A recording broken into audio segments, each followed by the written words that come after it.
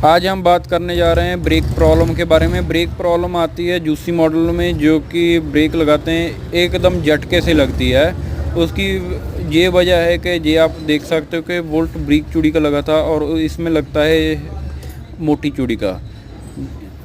इसको हमेशा ध्यान रखना, ये टाइट रहता है। जो ये ब्रेक चूड़ी का होता है इसमें ढीला रहता है, जिसकी वजह से इसमें आवाज़ आने की प्रॉब्लम रहती है। जो भी हमारे पास जितने भी जूसी मॉडल होते हैं उसमें सभी में ये मोटी चूड़ी का लगा होता है। कभी भी ये गलती मत करना कि आप जो ये देख रहे हो ऐसा बोल्ट कभी मत डलवाना जो इसमें ढीला हो, और हमेशा साइज को चेक करके डालना ताकि जो आपकी ब्रेक की कोई भी आवाज़ ना आए। ऐसी और इन्फॉर्मेशन वाली वीडियो देखने के लिए चैनल को सब्सक्राइब करें। हौली हौली हिंदी सुधर जू। Okay report.